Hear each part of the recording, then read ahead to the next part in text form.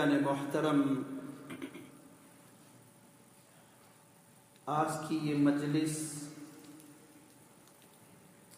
جہاں پر ایک طرف حافظ عمر فاروق کے حفظ کی تکمیل کے اعزاز میں منعقد ہو رہی ہے، وہیں پر یہ مجلس جناب مرحوم حضرت حافظ پٹیل صاحب رحمت اللہ علیہ کی یاد میں تعزیتی مجلس بھی ہے۔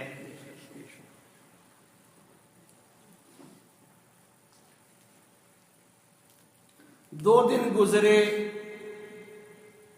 کہ اس امت پر ایک بہت بڑا حادثہ حضرت کے وصال سے آ پڑا،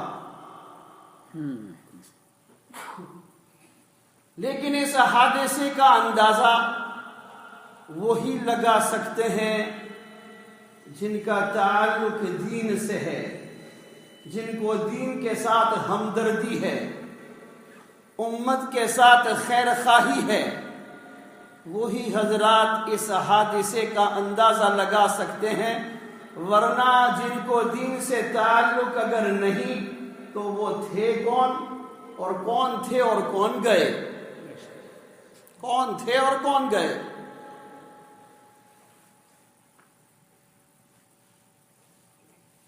کل پرسوں سے میرے دل و دماغ میں یہ بات مضبوطی سے آ رہی ہے کہ I realize all young people and everyone, young and old, we're all aware of kafir even celebrities.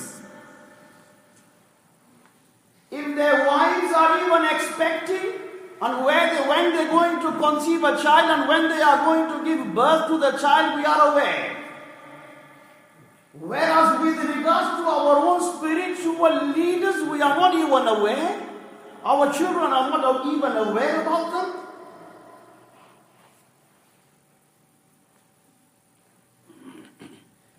اس لیے میں سمجھ رہا ہوں کہ ان سیلیبریٹیز، ہمارے جو سیلیبریٹیز ہیں، ان کا تذکرہ، ان کی داستان حیات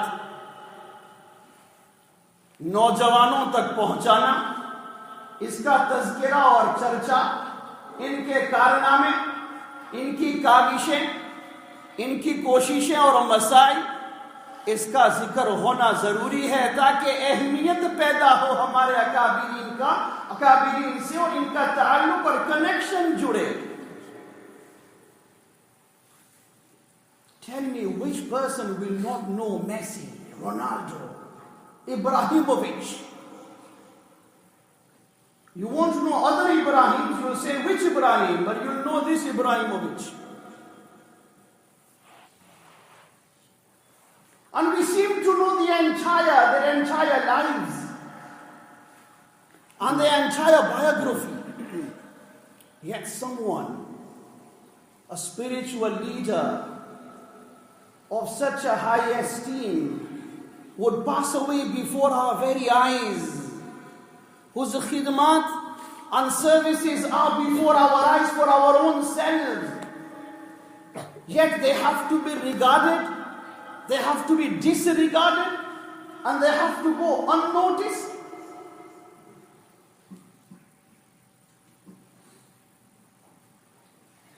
چونکہ میں بھی مسجد مدرسے کے کام میں، ٹوٹے پھوٹے کام میں کچھ عرصے سے مصروف عمل ہوں، تو حضرت جناب حافظ صاحب رحمت اللہ علیہ کے حادثے پر جو باتیں میرے ذہن میں آئی ہیں، میں چاہتا ہوں اس کا چرچا اور ان چیزوں کو آپ حضرات کے سامنے میں شیئر کروں۔ میرے ذہن میں کیا باتیں آئی؟ ویسے تو بہت سی باتیں ہو چکی ہیں، بہت سی باتیں کہی جا چکی ہیں، بہت سی باتیں سنی جا چکی ہیں۔ میرے ذہن میں کچھ باتیں آئی ہیں جو میری لائن کی نسبت سے ہو اور وہ کیا اہمیت رکھتی ہے، اس کا تذکرہ میں کرنا چاہوں گا، اور خوشی اور جذبے سے کرنا چاہوں گا، ایک قدر اور عزت کی نظر سے کرنا چاہوں گا۔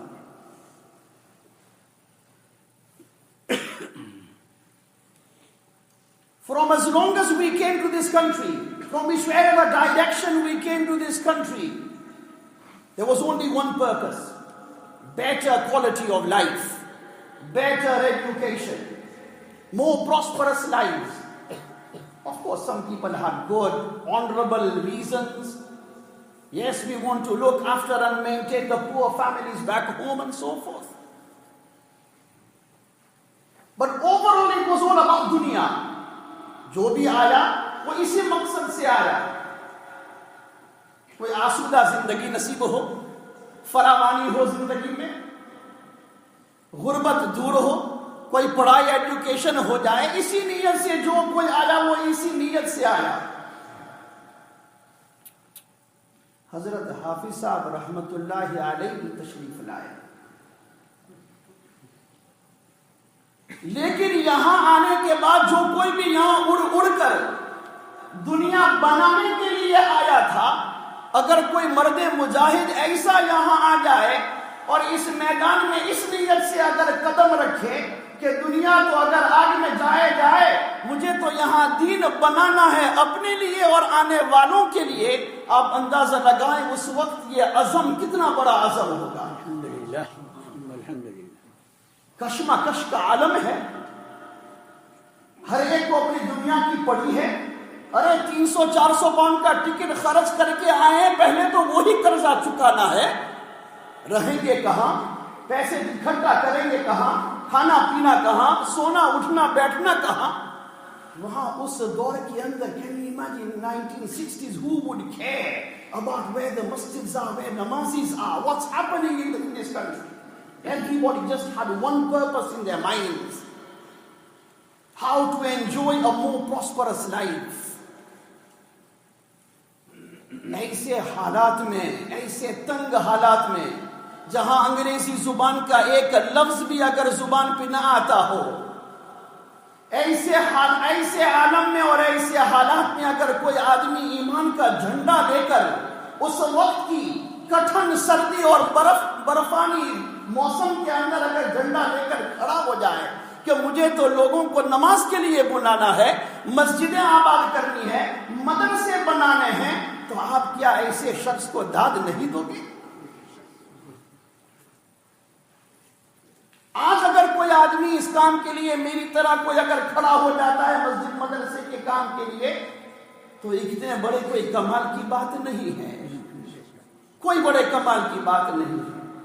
لیکن اگر 1960 کے اندر جبکہ وہاں کوئی اپنا شلوار قمیص پہننا معیوب سمجھا جاتا ہو اور شرمندگی ہر ایک آدمی محسوس کرتا ہو, داڑھی رکھنا معیوب سمجھتا ہو, تو ایسے حالات میں خود کو نماز بنانا بھی یہ کتنا بڑا مرحلہ تھا. خود کو نمازی بنانا, خود کو نمازی بنانا کتنا بڑا مرحلہ تھا. ایسے وقت میں در بدر ٹھوکریں کھا کر ایک ایک دروازے پر دستک دے دے کر نماز کی اذان دینا, نماز کی منادی دینا, مسجدوں کی فکر کرنا, جبکہ نہ جمعے کا ٹھکانہ. ارے جمعے کی تو بہت دور کی بات, خود کا غسل کرنا ہو تو پبلک بات میں بس سے لے کر جانا پڑتا تھا. بس میں جا رہے ہیں لوگ, you go in a bus to have a shower. Where are you going in the bus? To have a bath. Oh my Allah. Where are you going? The public bath to have a shower. Can you imagine the sort of lives? یہ ایک معمولی بات نہیں ہے. اور especially جب میں اس نظر سے دیکھتا ہوں, کہ کوئی تو دین کے کام ایسے ہوتے ہیں جس میں نام ہوتا ہے, جس میں شہرت ہوتی ہے, جس میں نمود ہوتا ہے, جس میں کوئی دنیاوی فائدہ ہوتا ہے, تو آدمی چلو قربانیاں دے بھی دیتا ہے, آدمی اس کام کے لیے کھڑا ہو بھی جاتا ہے. لیکن جو کام کوئی ایسا ہو جس میں عزت تو بہت دور کی بات, بلکہ ہی ذلت ہی کا نشانہ جسے بننا پڑ رہا ہو, تو اندازہ لگائیں کہ اس دین کی خدمت کی کیا قدر و قیمت ہوگی. جہاں پر یہ فکریں کسے جا رہے ہوں کہ اگر نماز پڑھنی تھی تو اتنے دور سے انڈیا پاکستان سے آئے کیوں تھے؟ تم نماز کے لیے بلا رہے ہو حافظ صاحب, نماز یہ پڑھنی تھی تو وہیں رہنا تھا ہمیں. وہاں مسجدیں چھوڑ چھوڑ کر تو یہاں آئے ہیں، یونیورسٹیوں میں اور کالجوں میں اور فیکٹری میں، آپ ہمیں پھر مسجدوں میں دھکیل رہے ہو؟ وہاں کے تو دھکے کھا کھا کر آئے ہیں۔ ایسی باتیں ہوتی تھی۔ تو اس وقت کسی کے سامنے دین کی بات کرنا، نمازوں کی دعوت دینا اور بالخصوص جماعت میں نکلنے کا تقاضا پیش کرنا، اللہ اکبر کہ جماعت میں نکلو، جبکہ روٹی بوٹی کا مسئلہ، اٹھنے بیٹھنے کا مسئلہ، اور ایک کپڑے صفائی اور طہارت کا مسئلہ، باتھ روم اور ٹوائلٹ اور شاور کا مسئلہ، ایسے عالم میں یہ کہا جائے کہ تمہیں جماعت میں نکلنا ہے 3 دن کے لیے، وہ کیا حوصلے ہوں گے، وہ کیا قربانیاں ہوگی، وہ کیسی بے نفسی ہوگی۔ آج اگر مجھے کہہ دیا جائے کہ جو کہیں کہیں ذلت ہے کسی کام کے اندر، تم نے وہ کام کرنا ہے، مثلا چندے کا کام کرنا ہے، کتنا بوجھ پڑتا ہے، کتنا بوجھ پڑتا ہے اگر چندے کا کام کرنا پڑتا ہو، اس لیے کہ نفس کے اوپر ایک زد پڑتی ہے۔ تو اسی طریقے پر اور بھی ایسی جو کام جہاں آدمی ذلت کا نشانہ بنتا ہو، تو وہ ہر کسی کو وہ کام مشکل لگتا ہے، لیکن ان کے حوصلوں کا کیا کہنا جو میری سمجھ سے بالا تر ہے کہ یہ کوئی ایسا ہی ولی تھا کہ جس کو اللہ تعالیٰ نے ہینڈ پک کیا تھا۔ اس وقت کے لیے اللہ تعالیٰ نے اپنی مبارک انگلیوں سے اللہ نے چنا تھا کہ 1965 سے 60 سے لے کر اگر اس دین کی بنیاد اس ملک میں رکھنی ہے تو میں حافظ احمد محمد پٹیل کو چنتا ہوں۔ سبحان اللہ۔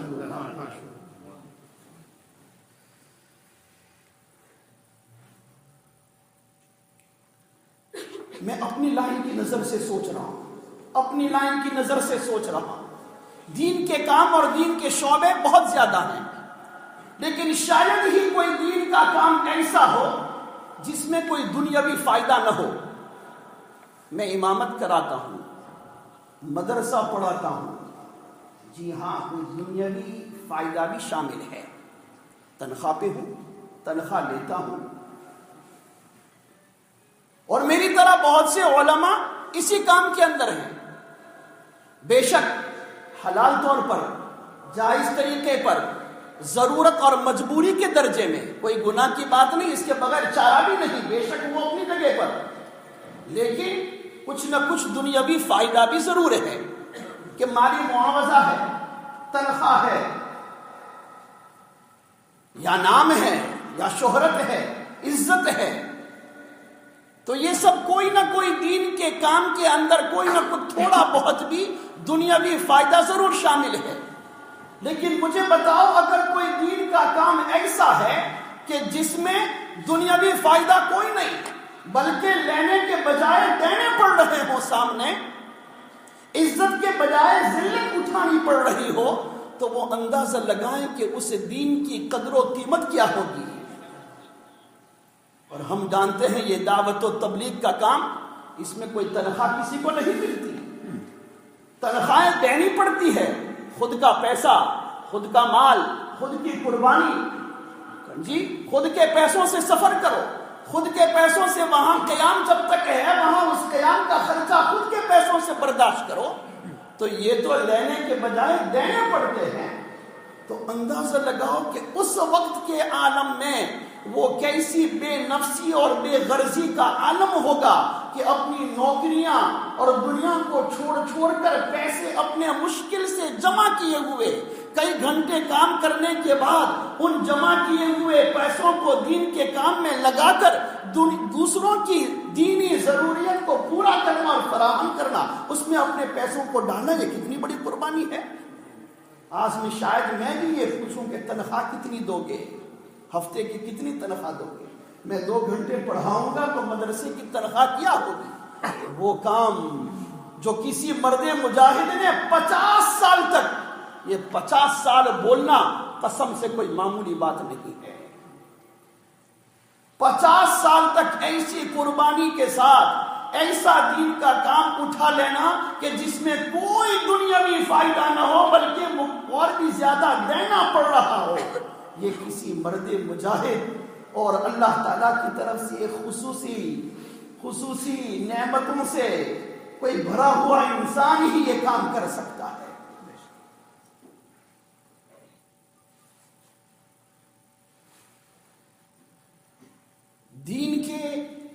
کام اور شعبجات بہت زیادہ ہیں. تصوف بہت بڑا دین کا شعبہ، درس و تدریس دین کا بہت بڑا شعبہ، مختلف دین کے بڑے بڑے شعبے ہیں اور بڑے بڑے کام ہیں. لیکن میں اور آپ اچھی طرح جانتے ہیں کہ ایک جہاد کا عمل اور ایک دعوت و تبلیغ کا عمل ایسا ہے کہ جس میں سب سے زیادہ مجاہدہ شامل ہے. جہاد جان کی بازی لگانی پڑتی ہے، جان سے کھیلنا پڑتا ہے. ایک ہاتھ میں کفن لو تو دوسرے ہاتھ میں تلوار لو، تب جا کر یہ کام بنتا ہے. دعوت و تبلیغ کا کام، ایک ہاتھ میں فضائل اعمال لو تو دوسرے ہاتھ میں تم اپنا بستر لو اور ٹفن لو. قربانی بہت بڑی درکار ہے. دین کے بہت دوسرے کام ہیں، لیکن شاید جتنے کٹھن یہ کام ہیں اتنے دوسرے دین کے کام اتنے کٹھن نہیں ہے. کسی آدمی کا 50 سال تک ایسے کٹھن کام کو سنبھال لینا جس میں دشواریاں ہی دشواریاں، جفاکشی، جس میں مجاہدہ ہی مجاہدہ شامل حال ہو، یہ کوئی معمولی بات نہیں، یہ کوئی معمولی بات نہیں.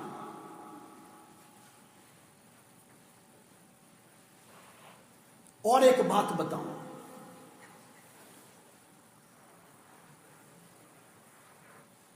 جو بہت بڑی بات ہے. دنیا کے اندر علماء بھی ہیں اور بڑے بڑے علماء ہیں جن کی زبانوں پر حدیثیں ازبر، قرآن ازبر، حدیث اور تفسیر کا علم ازبر. کیا کینچی کی طرح زبان چلتی ہے جب وہ منبر و محراب پہ بیٹھتے ہیں اور قرآن اور حدیث کی روشنی میں جب بات کرتے ہیں. تو دنیا میں بڑے بڑے علماء بھی بہت ہیں، صلحاء اور نیک بزرگ بھی جا بجا دنیا کی مسجدوں کے کونے میں گوشہ نشین ایسے بزرگ بھی دنیا میں بہت ہیں، گمنام ہیں. لیکن دنیا کے اندر علماء بھی بہت، صلحاء اور صالحین بھی بہت. لیکن ایک بات ضرور بتاتا ہوں کہ دنیا کے اندر امت کے غمخوار، امت کے ہمدرد، جو اپنے سینے کے اندر اس دھڑکنے والے دل کے اندر امت کے غم کا دھڑکن بھی محسوس کرتے ہوں، ایسے افراد دنیا کے اندر بہت کم ہیں. علم رکھنے والے بہت، تقوی خشیت والے بہت. یہ دو چیزیں الگ ہیں.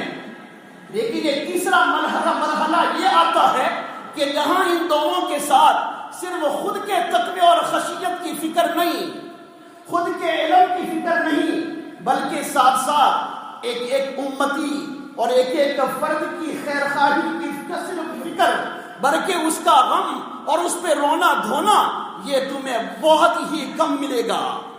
یہ دنیا میں نایاب اگر نہیں تو کامیاب ضرور.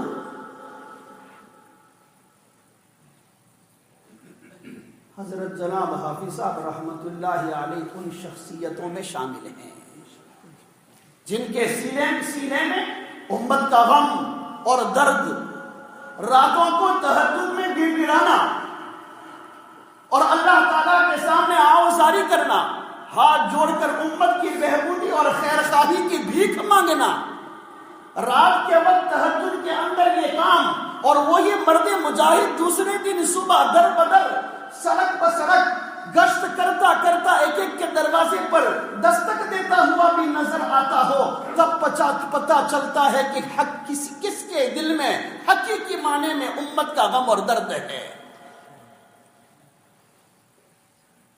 اور یہ نقشہ مجھے حضور صلی اللہ علیہ وسلم کی زندگی کا نقشہ میرے ذہن میں آتا ہے کہ قرآن پاک کہتا ہے یا ایھا المزمل قم اللیل الا قلیلا نصفہ او انقص منہ قلیلا او زد علیہ ورتل القرآن ترتیلا. آگے اللہ فرماتے ہیں ان لک فی النہار سبحا طویلا. اے نبی ہم دیکھتے ہیں کہ تو دن کے وقت در بدر گھومتا ہے، گھر گھر تو دستک دیتا ہے، ایک ایک کے پیچھے تو اپنی جان کھپاتا ہے کہ لعلک باخع نفسک الا یکونوا مؤمنین، تو جان دینے کے لیے تیار ہے ایک ایک کے فائدے اور بہبودی کے لیے، اور رات کے وقت تو اس طرح تہجد آدھی آدھی رات پونی پونی رات تو پڑھتا ہے۔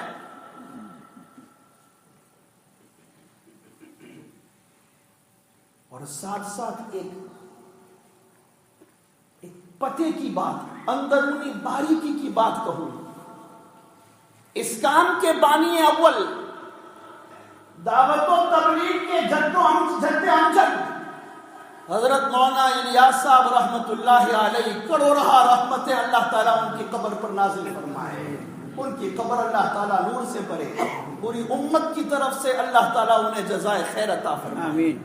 جو ایک درد ان کے سینے میں تھا، خدا کی قسم یہ بہت بڑی بات ہے، بہت بڑی بات ہے، جو درد اور فکر اور غم امت کا تھا، یہ صرف اور صرف اسی غم اور برکت کی وجہ سے یہ عمل دنیا کے اندر اتنا قابل قبول ہوا کہ جس کی کوئی انتہا نہیں۔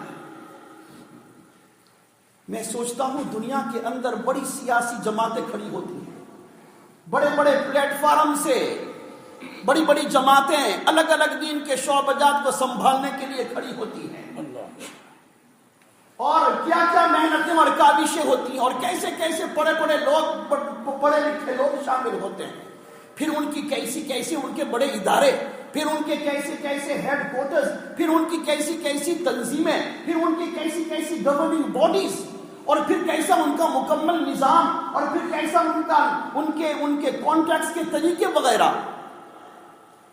یہاں ایک آدمی جس کا بہت بڑا کمال علم نہیں ہے، اس کا بہت بڑا کمال اس لیے کہ اس وقت کے زمانے میں اور بھی بہت بڑے بڑے علماء ہیں، اور بہت بڑے بڑے علماء ہیں، اور بہت بڑے بڑے علماء کی بڑی بڑی خدمات ہیں، اور بڑی بڑی تنظیمیں کھڑی ہیں الگ الگ کاموں کو سنبھالنے کے لیے، لیکن گاؤں کا ایک آدمی جو رات کو بے چین رہتا ہے اور تڑپتا ہے، اور بستر پر کبھی اس کروٹ تو کبھی اس کروٹ، اور اسی امت کے غم اور فکر کے اندر ہر وقت وہ کھویا رہتا ہے، اس درد اور غم کی برکت یہ کہ اتنے سالوں کے بعد اللہ تعالیٰ نے ایک کام پوری دنیا کے اندر اتنی سے مقبولیت عطا فرمائی۔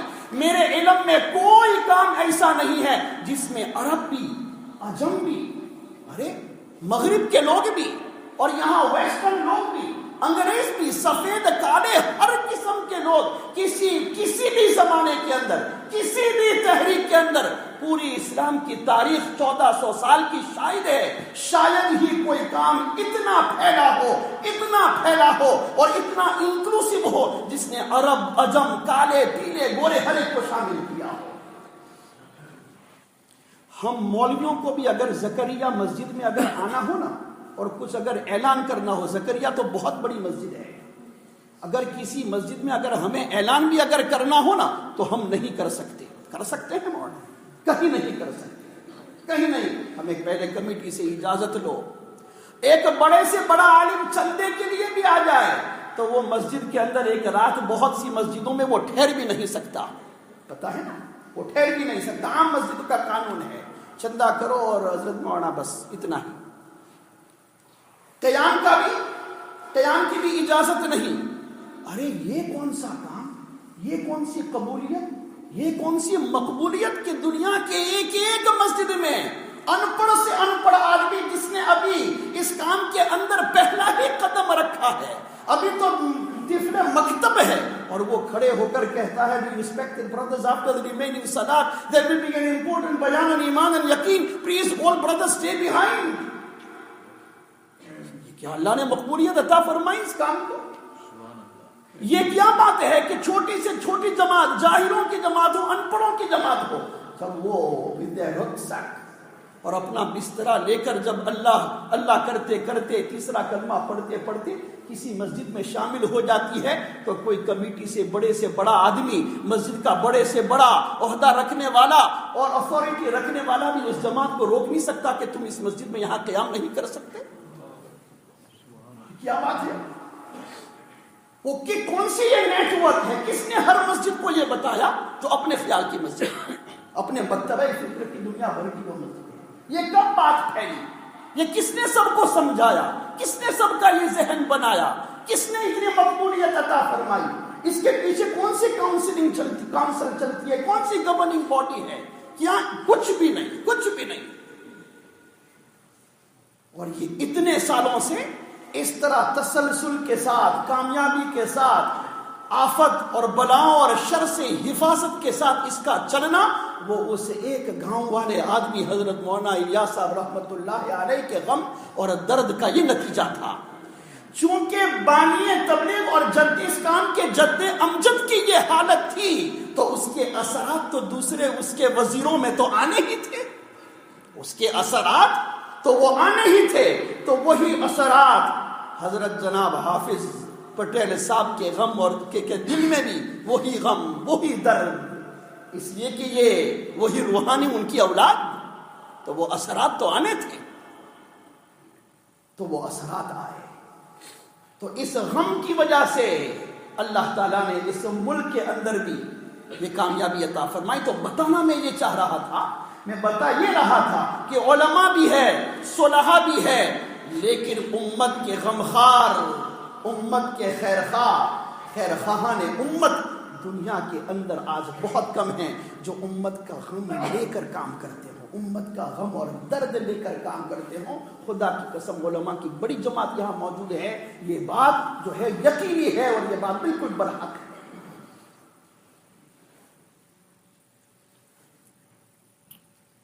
جی ہاں، لوگ کہتے ہیں حافظ صاحب رحمت اللہ علیہ حافظ صاحب تھے، عالم تو نہیں تھے، عالم تو نہیں تھے.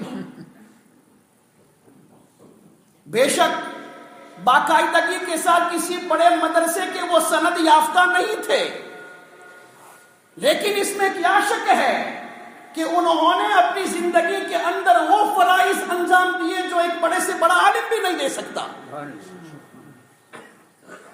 میرے آپ کے نزدیک، کسی ادارے اور دارالعلوم کے نزدیک، کسی تنظیم کے نزدیک وہ باقاعدہ عالم نہ کہلائے جائیں، لیکن مجھے یقین ہے اور اس میں کیا شک ہے کہ اللہ تعالیٰ کی نگاہ میں چونکہ فرائض علماء کی انہوں نے انجام دیے، کار نبوت کا بار انہوں نے اٹھایا، نبوت کے کام انہوں نے کر دکھائے، ایسا ہی آدمی ایک عالم کہنے کے لائق ہوتا ہے، چاہے دنیا اسے عالم سے تعبیر نہ کرے. سبحان اللہ.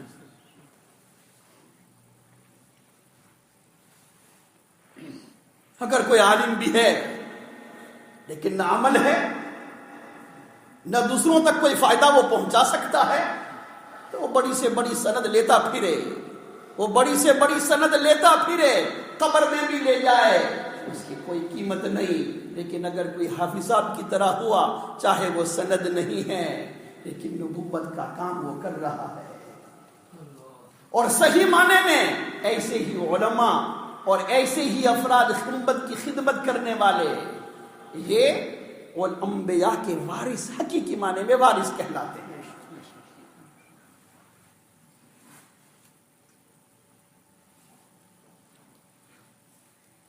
اسی طریقے پر مجھے بڑی حیرت ہے کہ 92 سال کی عمر ایک بہت بڑی عمر اور طویل عمر کہلائی جاتی ہے.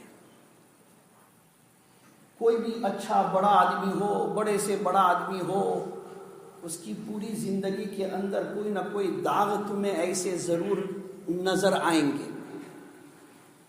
شاید ہی کوئی آدمی بڑے سے بڑا، چھوٹے سے چھوٹا کوئی آدمی ایسا ہوگا جس کی چھوٹی یا بڑی زندگی بے داغ اور بے لوث ہو. 92 سال کی عمر، 50 سال اتنے بڑے کام کو لے کر اٹھانا اور سنبھالنا، کبھی اور ہم ان کے درمیان اتنا کچھ رہے ہیں، جبکہ ہمیں ہر ایک چھوٹے بڑے مولوی کی ایک ایک بات کا پتہ، ان کی کمزوریوں کا پتہ. آج تک میں نے اور آپ نے یہ کوئی غلط اور بری بات سنی کہ حافظ پٹیل صاحب نے یہ غلط کام کیا. اللہ اکبر. کیسی بے لوث زندگی، کیسی بے داغ زندگی. یہ ایک بہت بڑی بات ہے، یہ ایک بہت بڑی بات ہے. تو جب کہ عمر بھی اتنی لمبی ہو اور کوئی آدمی اس مقام پہ بھی فائز ہو، تو چھوٹا موٹا مقام لے کر کوئی آدمی زندگی خلوت کی زندگی گزارتا ہو، ہائی پروفائل زندگی نہ ہو، تو اگر وہ کوئی کسی وقت اس کی زندگی اگر بے داغ بھی رہ جاتی ہے تو کوئی بڑے کمال کی بات نہیں. لیکن اگر یہ ہے کہ if you are in the limelight، high profile زندگی ہو اور وہ بھی اتنی طویل زندگی ہو، اور تمہارا لوگوں کے ساتھ اتنا رہن سہن جو شاید ہی اس ملک میں کسی کا عوام کے ساتھ اور علماء کے ساتھ اتنا ربط ہو، پھر بھی زندگی کا بے لوث اور بے داغ ہونا یہ بہت بڑے کمال کی بات ہے. کوئی چھوٹا سمجھ اس بات کو چھوٹی سمجھے نہ سمجھے.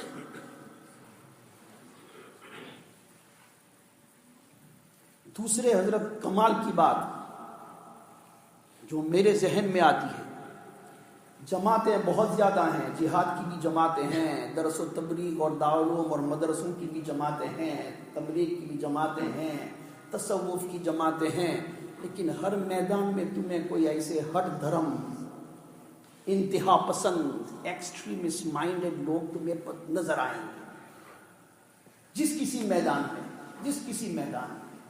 حضرت کا یہ کمال ہے، اتنا لمبا عرصہ اس کام کی عمارت کے ساتھ ساتھ ہے کسی جماعت کے ساتھ کوئی ٹکراؤ یا ہٹ دھرمی کے اندر یا انتہا پسندی میں کوئی بات ایسی کہی ہو، کسی جماعت کے ساتھ ایسا ٹکراؤ ہو. عام طور پر انسان کمزور ہے.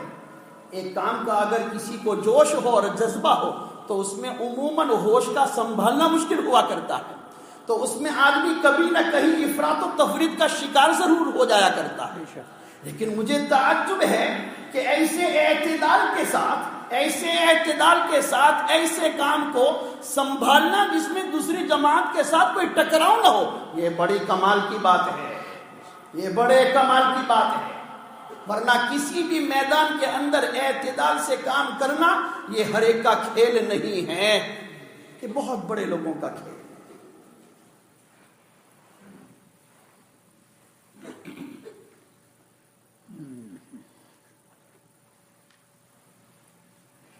یہ سب باتیں میرے ذہن میں تھی اور ہیں، اور مجھے بڑا تعجب ہے. اگرچہ میں بالفعل حضرت رحمت اللہ علیہ سے اتنا کوئی استفادہ نہ کر سکا بالفعل. ہاں کبھی کبھی نوجوانوں کو لے کر سال میں 2-3 مرتبہ 2-3 دن کے لیے نکل بھی جاتے ہیں. حضرت کو ہمیشہ سے احترام کی نظر سے دیکھا. روزمرہ کام میں بالفعل چاہے شرکت نہ کی ہو، لیکن ہمیشہ اس کام کو کام کرنے والوں کو داد ضرور دی.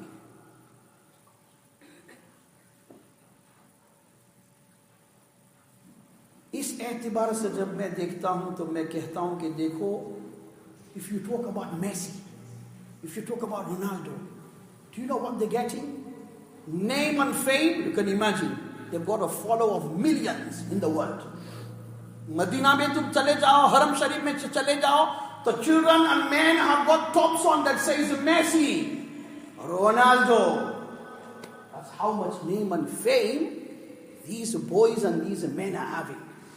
Even our Muslim brothers, whilst in Haram Sharif in Medina, they'll have these tops on with Ronaldo's name.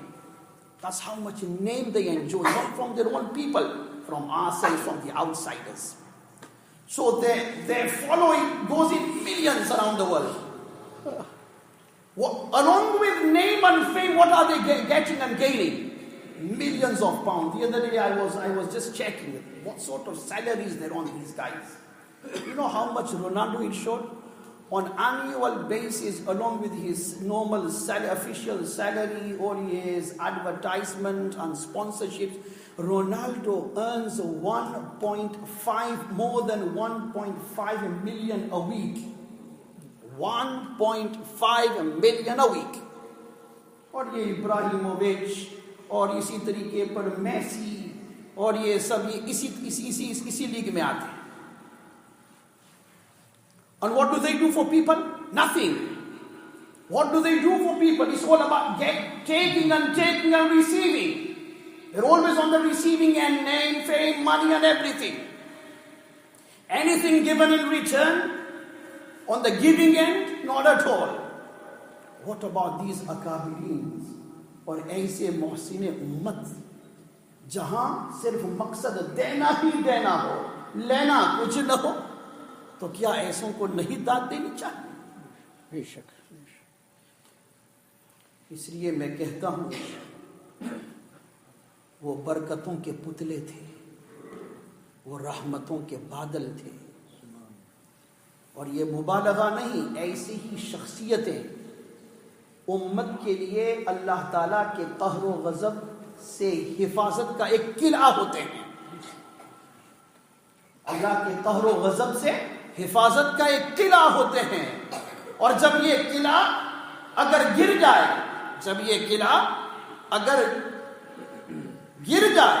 تو بے شک وہ امت کے لیے ایک بہت بڑا حادثہ ہے۔ ایک حفاظت کا ایک ایکسٹرا قلعہ جو تھا، ایک قلعہ تھا، وہ کم ہو گیا۔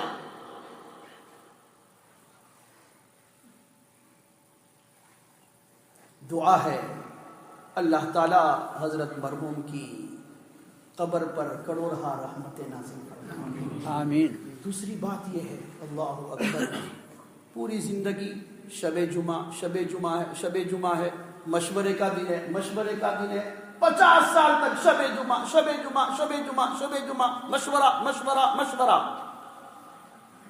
بالآخر جب موت آنی تھی تو وہ شب جمعہ تھی، لیکن آج کی شب جمعہ جو ہے وہ فرشتوں کے ساتھ شب جمعہ مناتے دنیا سے چلے گئے۔ سبحان اللہ، سبحان اللہ، سبحان اللہ۔ تعجب نہیں ہوتا کہ کیسے اللہ کام کرتے ہیں، اللہ کی حکمتیں کیسے کام کرتی ہے۔ تو 50 سال تک ایک آدمی نے شب جمعہ کا نعرہ لگایا، تو اللہ تعالیٰ اس کا صلہ کیا دیتے ہیں کہ شب جمعہ میں مرکز میں ہزاروں کا ہجوم لگ جاتا تھا۔ آج موت کا وقت ہے، لیکن آج لوگوں کا ہجوم نہیں لگ سکتا۔ تو آج وہ دن ہے کہ اکثروا علی صلاۃ فانہ یوم مشہود تشہدہ الملائکہ، کہ جمعہ کا دن اور رات یہ ملائکہ کا نزول کا دن ہوتا ہے۔ جمعے کی رات کو اور جمعے کے دن ملائکہ کا نزول ہوتا ہے۔ تو ایسی رات جس میں ملائکہ کا جمگھٹا ہے، قطار در قطار فرشتوں کی جماعت آ رہی ہے، تو انہیں کے ساتھ شب جمعہ مناتے دلہا بن کر چلے گئے۔ سبحان اللہ۔ بہت بڑی بات ہے، کیسے اللہ تعالیٰ وہ شب جمعہ کا صلہ دیتے ہیں۔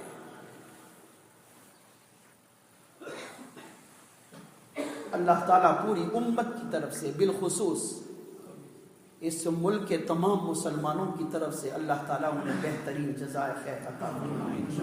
اور سب سے بڑی فکر یہ ہے کہ اللہ تعالیٰ ان جیسا یا نعم البدل اس امت کو اللہ تعالیٰ عطا فرمائے۔ آمین آمین۔ لیکن میں آپ کو بتاؤں، ایسے حافظ پٹیل صاحب بار بار امت میں نہیں پیدا ہوتے ہیں۔ یہ لاکھوں میں کوئی ایک ہیرا ایسا ہو، لاکھوں پتھروں میں کوئی ایک ہیرا مل جاتا ہے۔ یہ بار بار ایسے پیدا نہیں ہوتے، اس کے لیے زمانے کو بڑا وقت، بڑا انتظار کرنا پڑتا ہے، تب جا کر کوئی ایک اس طرح حافظ پٹیل کھڑا ہوتا ہے۔ لیکن پھر جب وہ کھڑا ہوتا ہے تو چاہے پھر وہ حضرت مولانا اشرف علی تھانوی کے نام سے کھڑا ہو یا حضرت مولانا الیاس صاحب رحمۃ اللہ علیہ کے نام سے کھڑا ہو، پھر جب وہ کوئی کھڑا ہوتا ہے تو اللہ تعالیٰ اس کی برکت سے اللہ تعالیٰ دین کی تجدید فرماتے ہیں اور وہ مجدد دین کا لقب پاتا ہے۔ تو اللہ تعالیٰ اس امت کو ان کا نعم البدل عطا فرمائے۔ یہ تو کوئی تعزیتی کلمات جو میں تبرک کے طور پر، ورنہ ان بزرگوں کی باتوں کا کوئی حق ادا، ان کی قربانیوں کا اور ان کی قربانیوں کو سہارنے کا کوئی حق نہیں ادا کر سکتا۔ یہ جائے کہ میں ادنا سا کوئی ادا کر سکوں اور کوئی کہہ سکوں، لیکن جو کچھ بھی کہا گیا ہے یہ ایک دل کی گہرائیوں سے یہ چند کلمات، اور 2 دن سے مسلسل یہی باتیں ذہن میں، ان کلمات کو اللہ تعالی حضرت کے حق میں، ہمارے حق میں قبول فرمائے، اور ان کلمات کو ہماری نجات کا اور حضرت کی سفارش اور شفاعت کا ذریعہ اللہ تعالی بنائے۔